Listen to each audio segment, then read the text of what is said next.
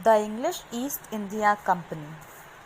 Sir Francis Drake, a British navigator, captured a Lisbon-bound Portuguese ship in 1579. A British navigator, Sir Francis Drake, he captured a Lisbon-bound Portuguese ship. Lisbon was the capital city of Portuguese.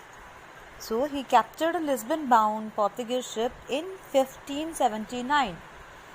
This lot, which included a few maps, so this ship, it included a few maps, revealed the secret of India's wealth and disclosed the sea route to India via the Cape of Good Hope.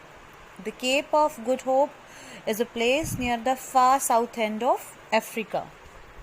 So it revealed the secret of India's wealth and the sea route to India, which was via the Cape of Good Hope. Consequently, the English Queen Elizabeth I encouraged many navigators to undertake the task of going to India. In 1600, the English East India Company was formed by a group of businessmen. This is very important. In 1600, the English East India Company was formed by a group of businessmen. It was granted a charter by the Queen to carry out trade with the East. The English East India Company, known as the British East India Company, after the Treaty of Union, was an early English joint stock company. The Treaty of Union, what was this Treaty of Union? It is the name given to the agreement that led to the creation of the United Kingdom of Great Britain as a result of the political union of the Kingdom of England and the Kingdom of Scotland, which took effect on 1st May 1707. In 1613, the English Company was given the permission to set up a factory at Surat and to post an ambassador in the Mughal court. In 1615, King James I sent Thomas Roe as the ambassador to the court of Jahangir. The factory was not a place of manufacture but consisted of a warehouse. What is a warehouse? It is a place of storage for goods. So it was not a place of manufacture, but it consisted of a warehouse and an office for monitoring records and residential quarters for the employees of the company. The English East India Company succeeded in getting a farman. What is a farman? It is a royal order. The English East India Company succeeded in getting a farman from the Mughal Emperor Farrukh Siyar. This you have to keep in mind. From whom they got the farman? From the Mughal Emperor Farrukh Siyar in 1717, that allowed them concessions in Bengal and some other areas. So according to this farman, they were allowed some concessions in Bengal and some other areas. In 1639, Madras on the eastern coast was granted to the company by a local ruler. A factory built there was named Fort St. George. In 1651, it was allowed to have a trading post on the banks of Hooghly River in Bengal at Calcutta, where it built a fort and named it Fort St. Williams. In 1668,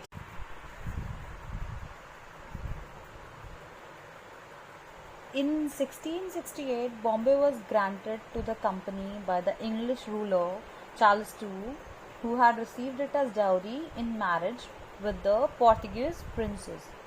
So, in 1668, Bombay was granted to the company. By whom? By the English ruler Charles II, who himself had received it as dowry in marriage with the Portuguese princess. Our next topic is Battle of Vendivash. This was also known as Anglo-French rivalry. Now, what was this? The Carnatic coast is the region of South India lying between the Eastern Ghats and the Coromandel coast in the modern Indian states of Tamil Nadu, southeastern Karnataka, and southern Andhra Pradesh.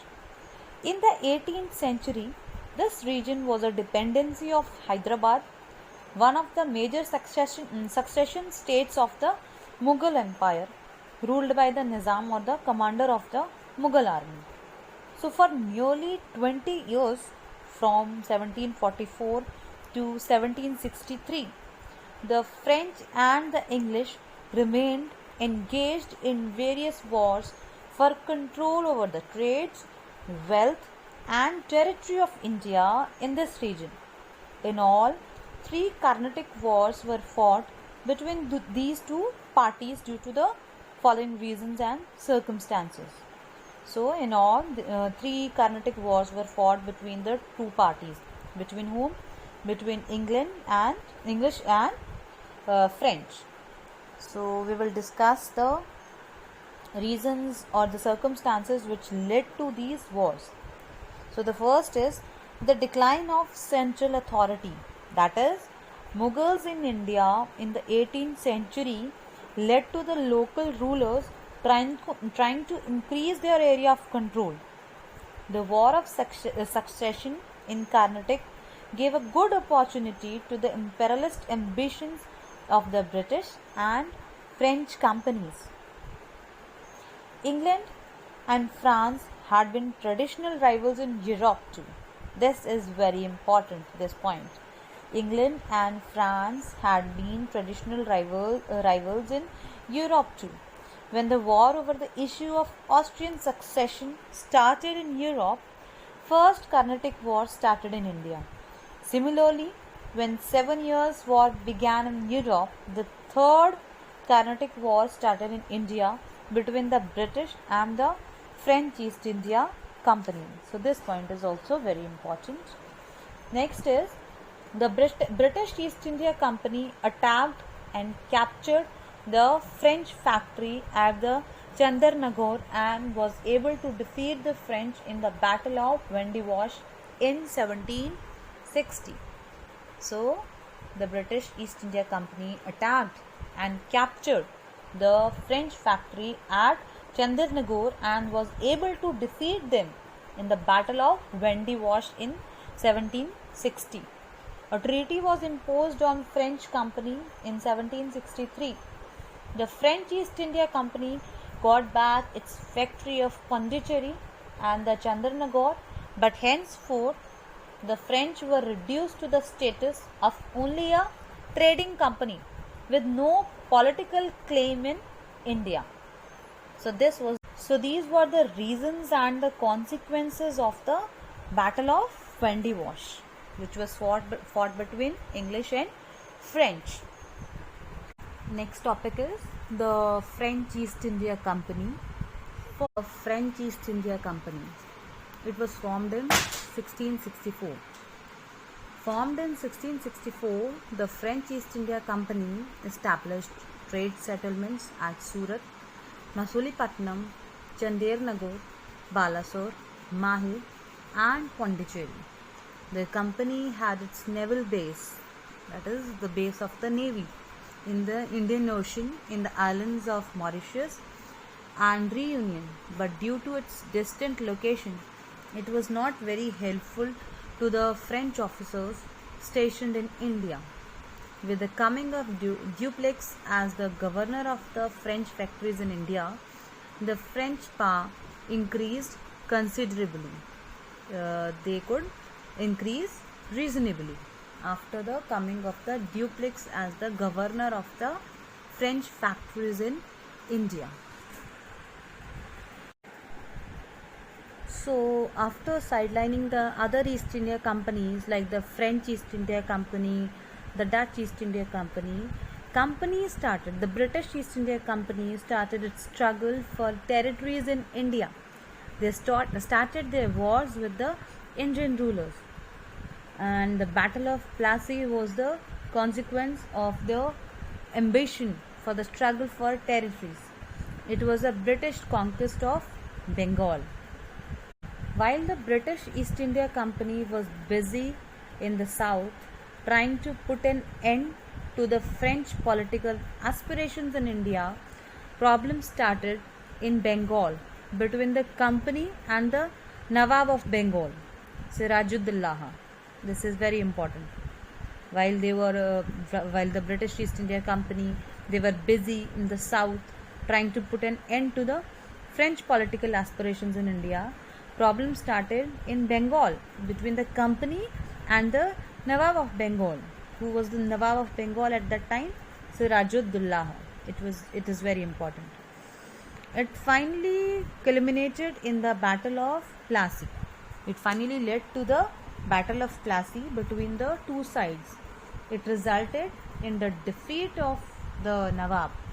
So when was this fought? In 1757. It was fought in 1757, the Battle of Plassey, and it resulted in the defeat of the Nawab, and it paved the way for the British conquest of Bengal. It led to the British conquest of the Bengal. The victory of the British in the battle transformed the British East India Company from a trading concern to a strong contender for political power in India. Now, from a trading concern they became the strong contenders for the political power in India. What were the factors and circumstances leading to the Battle of Plassey?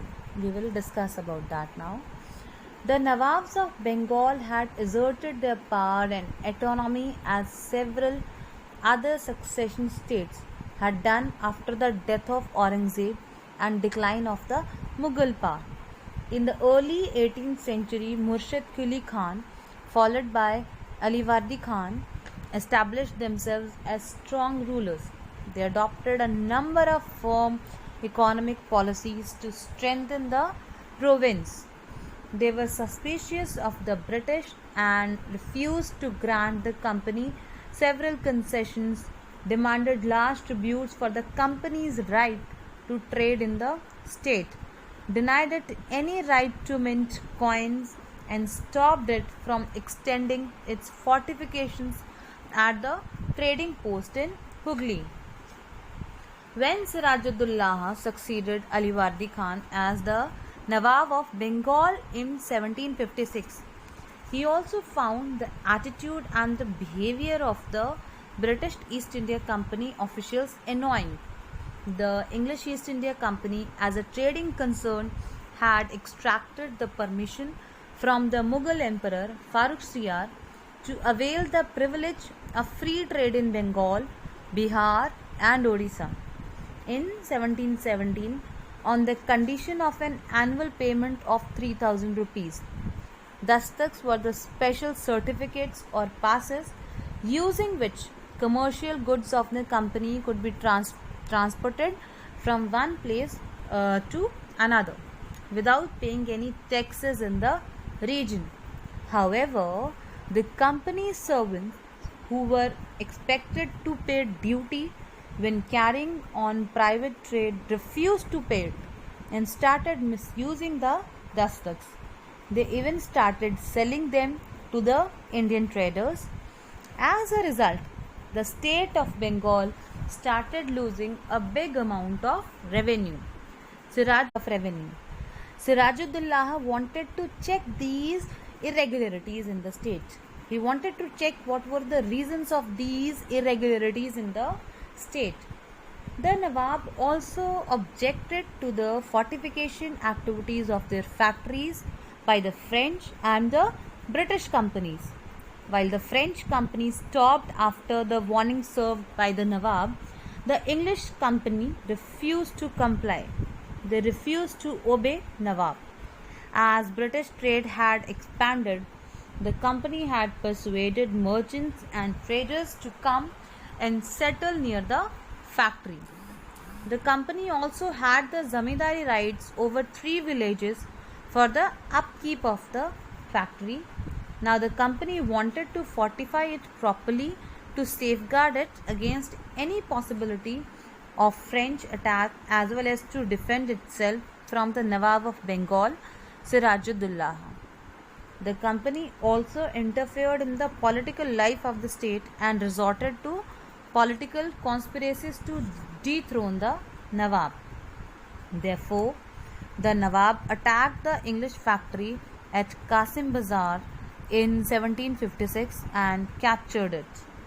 A number of British people were imprisoned who died due to extremely small space within the prison. In the meantime, Lord Clive was sent to Bengal from South India to control the damage. A conspiracy was hatched against Sirajuddaulah in which Mir Zafar, the Nawab's uncle, and various other wealthy and influential individuals like Rai Durlab, the treasurer, Khadim Khan, the commander of a large number of Nawab's troops, Jagat Seth, the biggest banker, and Amin Chand, a rich merchant of Bengal, they also participated in this conspiracy against Sirajuddaulah. A decisive battle was fought between the two sides in which Sirajuddaulah was badly defeated and later he was also killed. The Nawab was supported by some royal army chiefs like Veer Madan, who died in the battlefield. By the Treaty of Alinagar, the English got back all their forts, got the rights to fortify Calcutta, and were also granted more land and financial rewards by the new ruler. So these were the factors and the circumstances that led to the Battle of Plassey. Our next topic is Battle of Buxar and the defeat of the Mughal Emperor. The Battle of Buxar was fought between the British East India Company on one hand and the Nawab of Bengal, Mir Qasim, the Nawab of Awadh, Shujadullaha, and the Mughal Emperor Shah Alam on the other. So on one side was the British East India Company and on the other side was the Nawab of Bengal, Mir Qasim, the Nawab of Awadh, Shujadullah, and the Mughal Emperor Shah Alam. These people were on the other side. Proved to be a decisive landmark in the history of India. This battle, it proved to be a decisive landmark in the history of India. The British won the battle and got the control of the richest province of India. The defeat of the Mughal emperor, who was generally understood to be symbolic ruler of entire India, although his actual empire had shrunk drastically, made the English East India Company the masters of India. The defeat of the Mughal emperor, who was generally understood to be the symbolic ruler of entire India. But this defeat of this Mughal emperor made the English East India Company the masters of India. The build-up of circumstances started to take shape in Bengal in the aftermath of the Battle of Plassey. Mir Jafar owed his throne to the British, and as such the company officers continued to force the Nawab for various payments and gifts. As a result, the royal treasury became empty and the state headed towards financial collapse. The Nawab failed to even pay salaries to the soldiers. In September 1760, Mir Qasim, the son-in-law of the previous Nawab, was made the new Nawab of Bengal. Mir Qasim was an able and vigorous man than his father-in-law. He granted the zamindari of Vardhavan, Midnapur and Chittagong to the East India Company and also paid a large amount of money to the various company officials as a reward for their help. After this, he set out to improve the administrative and military condition of his province. This soon turned out to be the source of conflict between the Nawab and East India Company due to the following issues. What were these issues? The first one is the misuse of the dastaks or the license for free trade had continued to take place in Bengal. To get rid of this situation, the Nawab abolished the duties on internal trade in Bengal in 1763.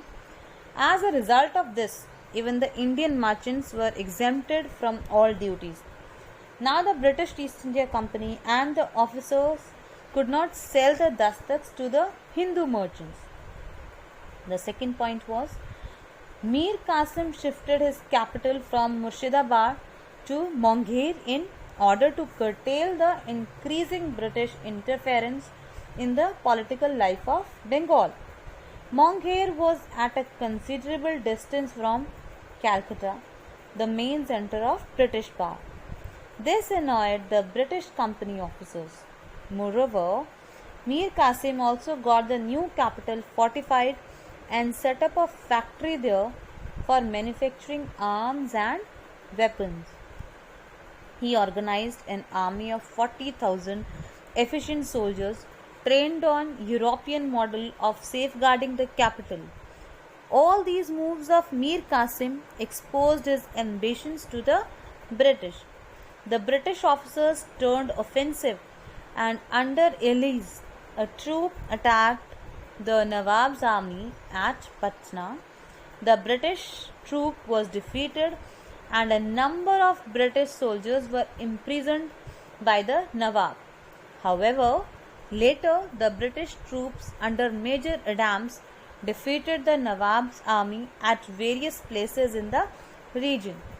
Mir Qasim retaliated by ordering the massacre of the British prisoners at Patna, and this led to an alliance between Nawab Mir Qasim, Shujatullah of Awadh, and the Mughal emperor.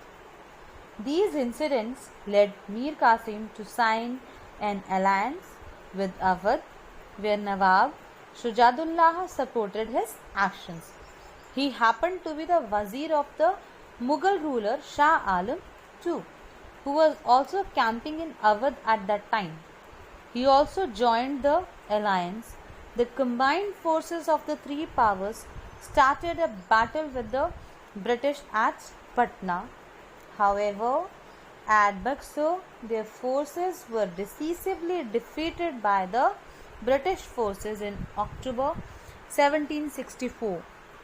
So, they were defeated in 1764 in October in 1764 under the command of Major Hector Monroe. Mir Qasim fled while Shujatullah and Shah Alam surrendered to the British. The battle came to an end with the Treaty of Allahabad in 1765. So this led to the Treaty of Allahabad. This battle led to the Treaty of Allahabad. This treaty was signed by the British Company with the two allies of the Nawab of Bengal after the Battle of Buxar. By this treaty, Shujatullah of Awadh had to agree to the following condition by the Treaty of Allahabad. Now, what were these conditions?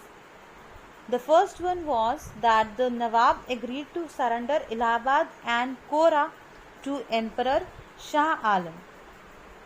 The second point was that he agreed to pay 50 lakhs rupees to the company as war indemnity. That means to cover the damage that was caused in the war. So he agreed to pay rupees 50 lakhs to the company as war indemnity. And the third condition was that the Nawab would render means he will give military help to the company in times of need, and the company would help him with the troops to safeguard his frontiers if the Nawab was ready to pay the cost of its maintenance. So this was the first Treaty of Allahabad. Then there was another Treaty of Allahabad which was known as the Second Treaty of Allahabad. So what were the conditions of this treaty? What were the conditions of the Second Treaty of Allahabad? The first was that Emperor Shah Alam was to reside at Allahabad as the company's pensioner at an annual payment of 26 lakhs rupees. So, according to the first condition of second treaty of Allahabad, Emperor Shah Alam was to reside at Allahabad as the company's pensioner at an annual payment of 26 lakhs rupees. The second condition was that he was assigned Allahabad and Kora by the Nawab of Awadh. He was assigned Allahabad and Kora. The third condition was the emperor had to issue a farman granting the company, the Diwani of Bihar, Bengal and Odisha. The company agreed to pay 53 lakhs rupees for the Nizamat. Nizamat is the administration. So, the company agreed to pay 53 lakhs rupees for the administration of these states. Which states? Bihar, Bengal and Orissa. But on what condition? The emperor had to issue a farman or a royal order granting the company the Diwani of Bihar, Bengal and Orissa. In return, they agreed to pay 53 lakhs rupees for the administration of these states. So these were the two treaties, the first treaty of Allahabad and the second treaty of Allahabad. Our last topic of the chapter is dual government or diarchy in Bengal. What is dual government? The grant of Diwani to the English company led to a dual nature of administration in Bengal. The Nawab depended on the British for his internal and external security. The Nawabs had the responsibility of the administration but not the power to discharge it. The East India Company got all the financial and military control of the state. The consequences for the people of Bengal were disastrous. The company did not care for their welfare. The Nawab did not have any power to help them. Side by side, a sense of superiority of the Europeans over Indians was also to be established in the Indian society and culture during the British rule in India. So here is the end of the chapter. I hope you might have understood the chapter, but if you have any problems, you can come up with your queries during the allotted time, and I'll try to sort out your problems. Thank you.